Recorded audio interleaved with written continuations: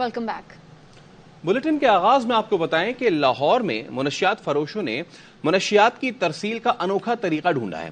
6 کلو منشیات لے کر جانے والا ڈرون پراسرار طور پر گر گیا۔ مزید جانتے اپنے نمائندے بابر خان سے۔ بابر، کچھ پتا چل پایا ہے کہاں سے فلائی کیا گیا، اس کو کون ہے اس کے پیچھے؟ دیکھیں جی، آج دوپہر کے ٹائم ایک واقعہ پیش آیا تھا جب ایک ڈرون جو ہے نا ایک کھلے کھیتوں میں گرا۔ جب پولیس اور لوگوں نے جا کر وہاں چیک کیا تو ڈرون کے ساتھ 6 کلو ہیروئن باندھی گئی تھی، اسے اسمگل کرنے کا یہ انوکھا واقعہ تھا۔ تاحال ابھی یہ معلوم نہیں ہو سکا کہ یہ ڈرون کس نے اڑایا تھا، یہ کہاں اسمگلنگ کی جانی تھی منشیات۔ اس واقعے کے بعد فوری طور پر قانون نافذ کرنے والے ادارے اور ANF نے ڈرون کو اور منشیات کو اپنے قبضے میں لے لیا اور تحقیقات کی جا رہی ہیں کہ یہ کہاں سے اڑا تھا اور کس طرف جانا تھا۔ یہ پہلا واقعہ نہیں ہے، اس سے پہلے بھی جو بصیر پور ہے اکاڑا کے قریب، وہاں پر بھی چند ماہ پہلے 9 کلو جو آئس ہے وہ اسمگل کی جا رہی تھی، ڈرون کے ذریعے وہ پکڑی گئی تھی۔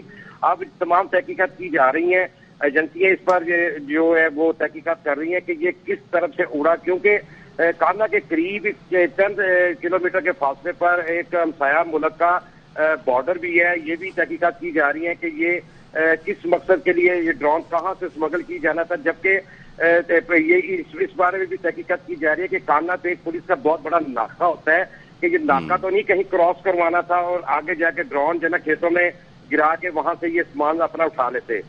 پولیس اور قانون نافذ کرنے والے ادارے ANF کے ساتھ مل کر تمام پہلوؤں پر تحقیقات کر رہے ہیں۔ ابھی تک یہ پتہ نہیں چل سکا کہ یہ ڈرون کس نے اڑایا تھا اور کس کا یہ منشیات کا جو ہے کہاں سپلائی کرنی تھی اور کس نے یہ آگے سے اسے کلیکٹ کرنا تھا۔ یہ آپ نے ویلڈ پوائنٹ اٹھایا کیونکہ سرحد پار والا جو پنجاب ہے وہاں پہ منشیات کی بہت زیادہ یہ چیز ہے۔ اچھا یہ بتائیں بابر، آپ نے بتایا کچھ مہینے پہلے بھی اس طریقے کی چیزیں ہوئی تھیں، اسی طریقے کا ایک واقعہ ہوا تھا، تو اس میں کوئی گرفتاری ہوئی تھی، کوئی اس کی لیڈ نکل سکتی ہے اس سے؟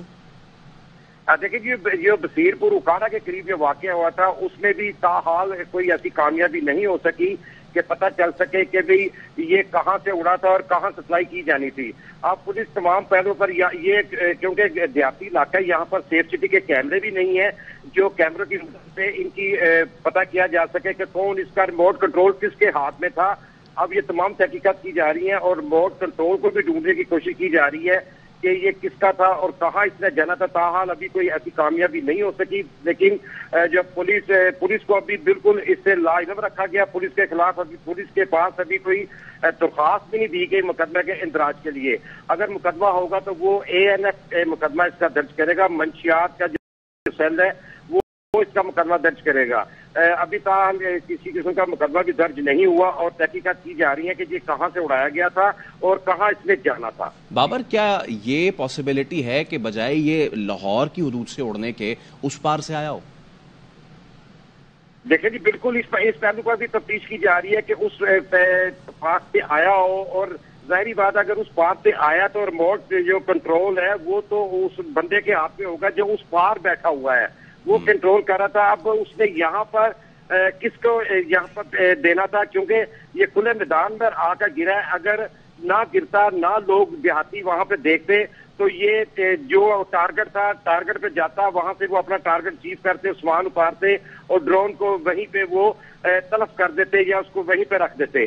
یہ تمام پہلوؤں پر تحقیقات کی جا رہی ہیں۔ جو علاقے کے لوگ ہیں ان سے بھی پوچھ گچھ کی جا رہی ہے، ایجنسیاں اور ANF اس چیز پر تفتیش کر رہے ہیں۔ مقامی جو لوگ ہیں ان سے بھی پوچھ گچھ کی جا رہی ہے، جو جس وقت یہ وہاں پر گرا جو لوگ موقع پر پہنچے تھے ان سے بھی پوچھ گچھ کی جا رہی ہے۔ اب دیکھنا یہ ہے کہ کتنے حد تک ان کو کامیابی حاصل ہوتی ہے، کیونکہ یہ اکثر ایسے واقعات ہوتے رہتے ہیں۔ یہ تو 2 واقعات منظر عام پر آ گئے ہیں، پتہ نہیں اس کے علاوہ بھی اگر وہ اپنا کامیابی کے ساتھ اپنا ٹارگٹ اچیو کرتے ہوں جو منشیات فروش ہیں۔ اب تمام پہلوؤں پر اس پہ تفتیش کی جا رہی ہے اور ایجنسیاں اس کی خود تفتیش کر رہی ہیں۔ جی اور بابر، یہ بتائیے کہ دن دہاڑے یہ کام ہوا ہے، جیسا کہ آپ بتا رہے ہیں کہ شاید رات کے اندھیرے میں اس طرح کے واقعات ہوں، بٹ یہ دوپہر میں یہ تمام تر واقعہ ہوا ہے۔ ایسے میں اگر اس سے پہلے بھی کچھ اس طرح کا ہوا تو اس کو سپاٹ کرنا کیا بہت مشکل ہے؟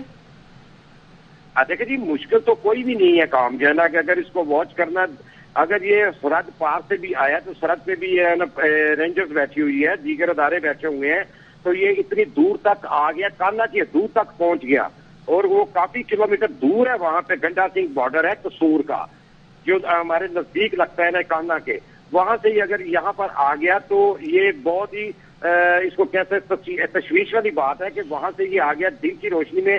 ظاہری بات ہے کہ رات کی روشنی میں ڈرون ایسے ان کے پاس ٹیکنیک نہیں ہوگی جو چلا سکتے ہو کہ رات کی روشنی میں یہ کام کر سکے، دن کی روشنی میں یہ کام ہوتا ہے۔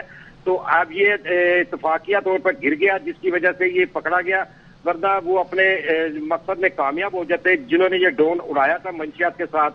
تو اس تمام پہلوؤں پر تفتیش کی جا رہی ہے اور توقع کی جا رہی ہے کہ کسی نہ کسی نتیجے پہ جو ایجنسیاں پہنچ جائیں گی اور جو پتہ چل جائے گا کہ یہ اس پار سے اڑا تھا، کس نے اڑایا تھا یا ادھر سے گیا تھا، تو اس کو گرفتار کیا جائے تاکہ تفتیش کا دائرہ کار کو وسیع کیا جا سکے۔ بابر، یہ تصدیق کے ساتھ کہا جا سکتا ہے کہ یہ ڈرون گرا ہو سکتا ہے کہ جہاں پہ یہ لینڈ ہی کرایا ہو وہی اس کا اسپاٹ ہو؟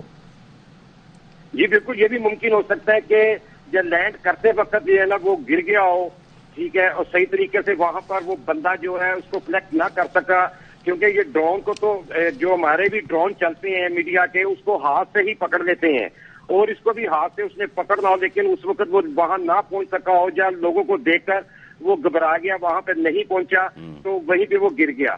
اور ممکن ہے یہ تمام پہلو جو ہے یہ تفتیش کے لیے اس پر تفتیش کی جا رہی ہے اور تمام پہلو کو نظر رکھ کر اس پر جو کام کیا جا رہا ہے تمام ایجنسیوں کی طرف سے، جو قانون نافذ کرنے والے ادارے ہیں، کیونکہ چھوٹا واقعہ نہیں ہے کہ اس میں جو دیکھیں جو اگر یہ سرحد پار سے گیا تو اس میں منشیات کی بجائے کوئی مواد دوسرا بھی رکھا جا سکتا تھا جس سے کوئی نقصان ہو سکتا تھا، اور اس پہ یہ بہت تفتیشناک بات ہے کہ اس پر تفتیش کی جا رہی ہے۔ اگر اس میں کوئی ایسا مواد ماکھا کے مواد بھی رکھا جا سکتا تھا، وہ لا کر یہاں پر پھٹ جاتا تو اس سے جانی نقصان بھی ہو سکتا تھا۔ ان تمام پہلوؤں پر تفتیش کی جا رہی ہے۔ بابر خان، آپ اپڈیٹ کر رہے تھے، لاہور سے یہ سچویشن سامنے آئی کہ جہاں پر منشیات فروشوں نے ترسیل کا ایک انوکھا طریقہ ڈھونڈا ہے۔ یہ تصویر آپ دیکھ سکتے ہیں، اور یہ ڈرون جو ہے 1 2 3 4 5 6 یہ 6 پروں والا ڈرون، اور یہ جب نیچے آیا ہے تو اس میں سے 6 پروں والے ڈرون میں سے 6 کلو غالباً منشیات برآمد ہوئی ہے، کروڑوں روپے کی یہ بتائی جا رہی ہے۔ اب اس سے کئی سوالات اٹھ رہے ہیں کہ آیا یہ سرحد پار سے آیا، کیونکہ سرحد کے اس پار ایک بہت بڑی منشیات کی کھیپ ہے۔ یہ پڑوس کی فلم ہے اڑتا پنجاب، جہاں پہ بھرپور طریقے سے دکھایا گیا ہے کہ کس طریقے سے سرحد پار پنجاب میں نہ صرف اس کی کاشت ہوتی ہے، اس کی ترسیل کی جاتی ہے، اور کتنے بڑے پیمانے پہ یہ وہاں ایک لعنت بنی ہوئی ہے۔ ملک کے شمالی علاقوں میں برف باری، بابوسر ٹاپ پر 4 سے 5 انچ تک برف پڑ چکی۔ جولائی میں دسمبر جیسا موسم ہو گیا۔ برف باری اور بارش سے ناران اور کاغان میں بھی ٹھنڈ بڑھ گئی ہے۔ بابوسر ٹاپ پر برف باری کی وجہ سے انتظامیہ نے ٹریفک بند کر دی۔ چلاس میں بھی برف باری سے شاہراہ قراقرم کئی مقامات پر بند ہو گئی ہے۔ علاقے چلاس اور مضافاتی علاقوں میں برف باری سے ہرش سفید، موسم سرد ہو گیا۔ برف باری کے باعث چلاس سے گلگت تک اور کوہستان میں شاہراہ قراقرم متعدد مقامات پر بند ہو گئی۔ سیاحوں کو شدید مشکلات کا سامنا۔ صبح 6 بجے سے ہم لوگ آئے ہوئے ہیں، ادھر پھنسے ہوئے ہیں، نہ یہاں پہ کچھ کھانے کو ہے نہ کچھ پینے کو ہے، مشینری آگے کام نہیں کر رہی ہے۔ تو ہماری FWO سے اپیل ہے کہ جلد سے جلد یہ راستہ صاف کروائیں۔ یہاں پہ فیملیز بھی پھنسی ہوئی ہیں، موسم اور خراب ہو رہا ہے، بارش ہو رہی ہے۔ بابوسر ٹاپ پر برفباری سے چلاس جلکھڈ روڈ پر بھی ٹریفک معطل۔ بابوسر ٹاپ جانے والے سیاح پھنس کر رہ گئے۔ ملک بھر میں تو بارش ہو رہی ہے، کراچی میں بھی بادل آ رہے ہیں اور مختلف جگہوں پہ برس بھی رہے ہیں۔ شارع فیصل ہے، گلشن عدید ہے، سپر ہائی وے ہے اور گڈاب ہے، لیکن بات یہ ہے کہ کھل کے نہیں برس رہے ہیں۔ تو ہماری نمائندہ روبینہ الوی ہمارے ساتھ موجود ہیں، کیونکہ موسم سہانا ہوتے ہی شہری کہاں جاتے ہیں کراچی کے ساحل کا، تو روبینہ الوی بھی وہیں موجود ہیں۔ روبینہ، یہ کیا کہنا ہے محکمہ موسمیات کا؟ یہ بادل آتے ہیں، برستے نہیں ہیں، کہاں رہ گئی بارش کراچی کی؟ جی فیصل، جیسا کہ کہا جاتا ہے جو گرجتے ہیں وہ برستے نہیں ہیں، تو کچھ ایسے ہی معاملات ہیں۔ میں یہاں پر اس وقت ساحل پر موجود ہوں، جو کہ کراچی کا ایک مشہور ساحل ہے جسے سی ویو کہا جاتا ہے۔ لوگ یہاں پر امٹ امٹ کے آ گئے ہیں کیونکہ بارش سے زیادہ اس کے موسم کو انجوائے کیا جاتا ہے۔ تو جو کراچی کے جو شہری ہیں وہ فوراً साहिल का रुख करते हैं, फैमिलीज के साथ आ गए हैं, खूब एंजॉय कर रहे हैं इस मौसम को। आपने पूछा कि पेशगोई क्या है महकमा मौसमियात की जानिब से, तो कहा यह जा रहा है कि मॉनसून बारिशों का जो स्पेल है वो सिंध में दाखिल हो चुका है, जिसकी वजह से ठट्टा और बदीन, इसके अलावा नवाबशाह, मीरपुर खास और हैदराबाद में बादल बरस भी गए हैं। खुसूसी तौर पर अगर हम कराची की बात करें तो यहाँ पर आज दोपहर से ही कुछ इलाकों में बारिश की इत्तलात हमें मौसूल होती रही, जिनमें मलीर है, इसके अलावा शाह फैसल कॉलोनी है और गुलशन मेमार है और शार फैसल पे भी कुछ बादल बरसे। लेकिन देखा जाए जिस तरह से एक गरज चमक के साथ जो बारिश होती है ना, खुल के जो बादल बरसते हैं, वो अभी तक देखने में नहीं आया है। बहरहाल लोग मौसम को एंजॉय कर रहे हैं और साहिल का रुख कर लिया है। जो मशहूर यहाँ पर गोलगप्पे वगैरह हैं सी व्यू पर, फैमिलीज वो खरीद रही हैं, खा रही हैं, पी रही हैं। गोलगप्पे तो अभी खा रहे हैं ये लोग। ये बताएं, रात में जो है कुछ है प्रेडिक्शन आज रात की महकमा मौसमियात की जानिब से?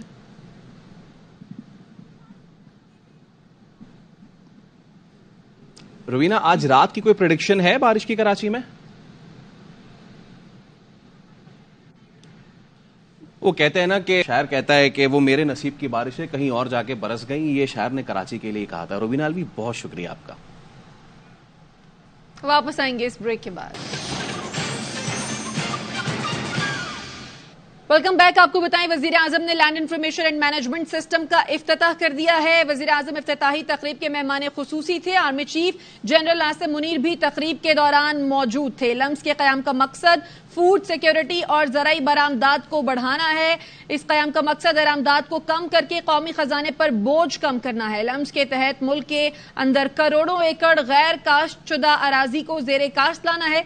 लम्स के तहत ज़राई पैदावार जदीद टेक्नोलॉजी के जरिए ज्यादा से ज्यादा ली जाएगी। आलमी इदारा खुराक के मुताबिक 36.9% पाकिस्तानी ग़ज़ाई अदम तहफ़्फ़ुज़ का शिकार है। इस एलामिया के मुताबिक आपको आगाह करे हैं, आलमी इदारा खुराक के मुताबिक 18.3% पाकिस्तानी शदीद ग़ज़ाई बहरान का शिकार हैं। इसी वाले से हम बात करेंगे। हमारे साथ नासिर शाह बुखारी साहब, चेयरमैन KSB ग्रुप, मौजूद हैं। नासिर साहब, बहुत शुक्रिया इस अहम मामले पर गुफ्तगू करने के लिए। इस खित्ते के दीगर ममालिक में कई अरसा पहले लैंड रिफॉर्म्स और उनका जो डिजिटल रिकॉर्ड है वो रखा जा चुका है। पाकिस्तान में देर आयत दुरुस्त आयत? जी यकीनन, ये तो एक इनकलाब की तरफ हम जा रहे हैं। खासतौर पे जो लैंड इंफॉर्मेशन मैनेजमेंट सिस्टम है, ये एक तो इंडिजिनसली डेवलप्ड हुआ है और पूरा रीजन जो है वो कवर करता है।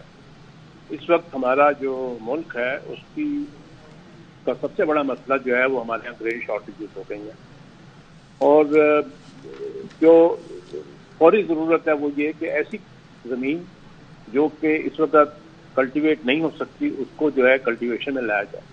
वो तभी मुमकिन है जब ये जो लेटेस्ट टेक्नोलॉजीज जो है वो हम इस्तेमाल करें। फौरी तौर पर तकरीबन 4.5 मिलियन एकर्स जो है उसकी उम्मीद है कि जो इस सिस्टम में लाया जाएगा और बढ़ के फिर ये 9 to 10 मिलियन एकर्स तक पहुंचा दिया जाएगा, जिससे कि हमारी ग्रेन शॉर्टेजेस जो हैं वो अगले 2 से 3 वर्ष में ठीक हो सकती हैं। दूसरा, उसके अलावा हमारी जो सीड्स हैं वो उसकी क्वालिटी इतनी अच्छी भी नहीं होती और वो यानी काश्तकार को मिलती भी बहुत महंगी है। लिहाजा पहली दफ़ा इस लैंड इंफॉर्मेशन मैनेजमेंट सिस्टम के जरिए वो सीड्स की सर्टिफिकेशंस का भी सिलसिला जो है वो शुरू किया जा रहा है।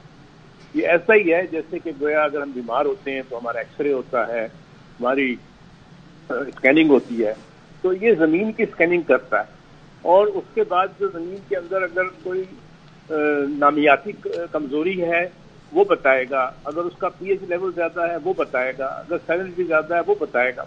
इसी तरह जब काश्तकार जो है वो अपनी फसल जो है उसको बो देता है तो उसको अगर पानी का स्ट्रेस है तो ये वो बताएगा। तो काश्तकार जो है पानी उतना ही डालेगा जब उसको ज़रूरत पड़ेगी, और उसकी बढ़ोतरी जो है वो भी साथ साथ वो अपने सिस्टम के जरिए जो है चेक कर सकता है। इसमें जो खास खुसूसियत है वो ये कि ये AI टेक्नोलॉजी है और ये पहली दफा जो है पाकिस्तान में इस तरह इस्तेमाल की जा रही है। जी, صحیح. ناصر شاہ بخاری صاحب آپ ہمارے ساتھ ہی موجود رہے گا. زرعی ماہر نصیر اللہ خان صاحب نے بھی ہمیں جوائن کیا. نصیر اللہ صاحب بہت شکریہ ایئر کو اپنے وقت دیا. سر کہیے گا کتنی بڑی اچیومنٹ ہے land information and management system کا افتتاح کہ ہم روایتی طریقوں سے ہٹ کر جدید بنیاد پر زراعت پر منتقل ہو رہے ہیں؟ جیسے آپ کو نام سے ظاہر ہے کہ land information and management system جو ہے پوری دنیا کے اندر جتنی بھی ایگرو ڈیولپڈ انڈسٹریز آپ دیکھیں گے دنیا میں جو بنیادی چیز ہے ایگریکلچر کے لیے وہ زمین ہے جی. اور جب تک فارمر کو یا گورنمنٹس کو یا پالیسی میکرز کو اپنی بیسک ریسورس کی ہیلتھ کا انفارمیشن نہیں ہوئے گی اس وقت تک آپ اس کے اوپر نہ تو کوئی سسٹینیبل پالیسی بنا سکتے ہیں اور نہ ہی جو ہم نے پر ایکڑ ییلڈ انکریز کی باتیں کرتے ہیں وہ اچیو نہیں ہو سکتی. تو یہ جو انیشیٹو ہے اٹس اے گریٹ انیشیٹو. میرے خیال میں یہ آج سے 20 سال پہلے ہو جانا چاہیے تھا کیونکہ بہت سارے ملکوں نے آج سے 30 سے 40 سال پہلے یہ کام کر لیے ہوئے تھے. ایز یو نو چائنا نے 770 ملین لوگ جو ہیں وہ پاورٹی سے باہر نکالے.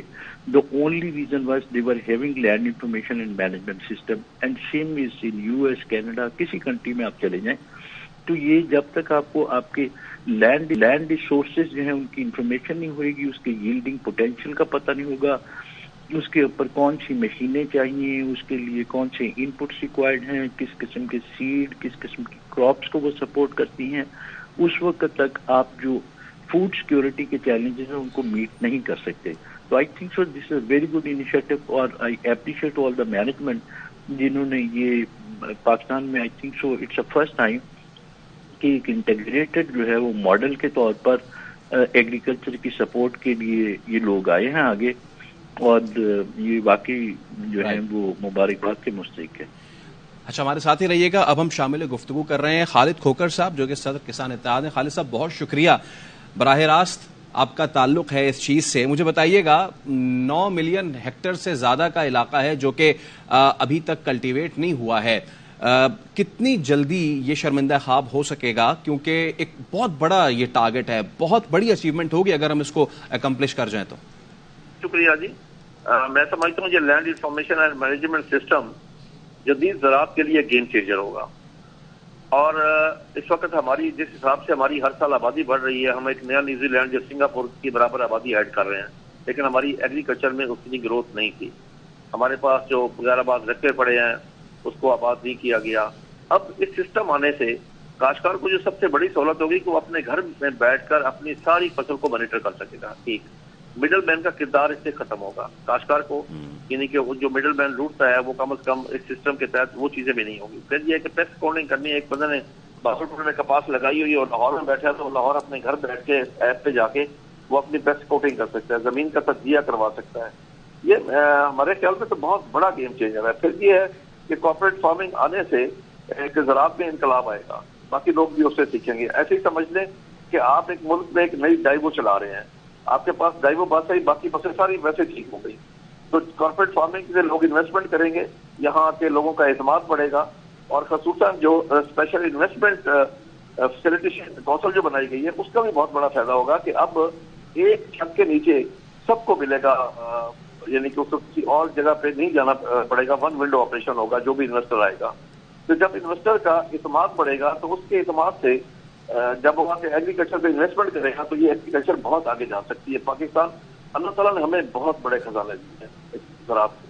ہمارے پاس میدانی زمین ہے, ہمارے پاس دریا ہے, ہمارے پاس پہاڑ ہے, ہمارے پاس چولیستان ہے, ریگستان ہے, سمندر ہے, ہر چیز اللہ نے ہمیں دی ہے. لیکن ایک ول کی کمی تھی.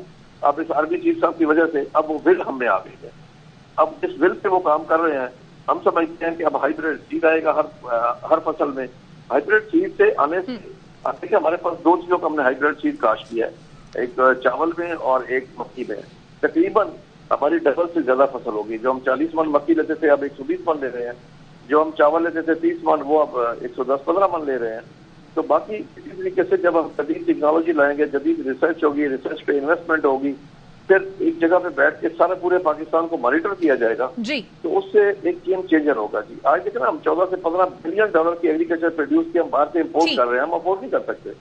ٹھیک ہے، بالکل آپ ٹھیک کہہ رہے ہیں خالد کھوکھر صاحب، آپ ساتھ ہی رہے گا۔ ماہر معاشیات خرم شہزاد صاحب نے بھی ہمیں جوائن کیا۔ خرم صاحب بہت شکریہ ARY کو آپ نے وقت دیا۔ لینڈ انفارمیشن مینجمنٹ سسٹم کا افتتاح ہو گیا ہے، آپ کے خیال میں یہ سسٹم پاکستان کی زراعت کو اوپر لے جانے میں کتنا ہیلپ فل ثابت ہوگا؟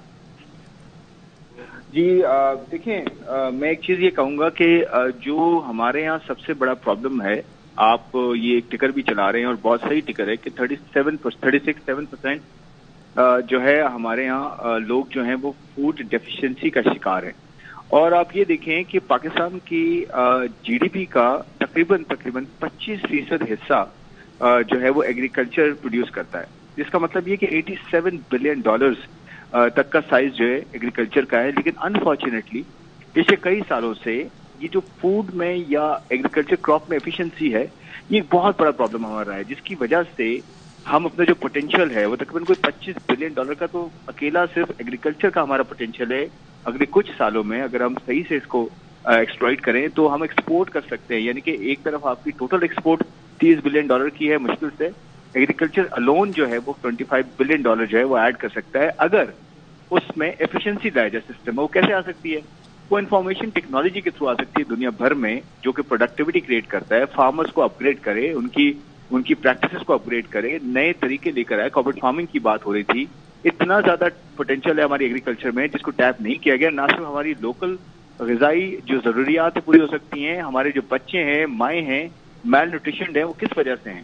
اس میں بہت بڑا ہاتھ جو ہے فوڈ انسیکیورٹی کا ہے۔ اور اس طرح کے سسٹمز میں اگر واقعی ایگزیکیوٹ کر لیا جائے، اس طرح سے پلان ہو رہا ہے، اس میں انالیٹکس ہے، اس میں آرٹیفیشل انٹیلیجنس ہے، اس میں ہم اپنی ینگ یوتھ کو جو ہے وہ اس میں شامل کریں، تو میرے خیال میں بہت بڑا پوٹینشیل ہم جو ہے اگلے آنے والے سالوں میں، اور اس میں انویسٹمنٹ ہے سب سے بڑی بات کی، جیسے مڈل ایسٹرن کنٹریز کی بات کی گئی ہے، وہ سب سے زیادہ اپنی فوڈ سیکورٹی کو دیکھتے ہیں، پاکستان کی طرف ایگریکلچر کو دیکھتے ہیں۔ چائنا کی میں بات کرتا ہوں کہ چائنا ٹی پیک کے اندر سب سے بڑا حصہ جو اب کرنے جائے گا وہ فوڈ سیکورٹی کا ہے، کیونکہ چائنیز جو لینڈسکیپ ہے اس میں فوڈ سیکورٹی ہی سب سے بڑا اب نیکسٹ بڑا چیلنج ہے۔ تو پاکستان، آپ کو بتاؤں، میں ایک خالی پروڈکٹ آپ کو بتاتا ہوں، ریڈ چلیز کی میں بات کرتا ہوں، وہ انڈیا سے جو ہے بہت زیادہ مقدار میں ریڈ چلیز امپورٹ کرتا ہے چائنا، تو وہ پاکستان کیوں نہیں پورا کر سکتا؟ جب چائنا اور انڈیا کی جو تعلقات اگر بہتر نہیں تو ہم کیوں نہیں کیپٹلائز کر سکتے؟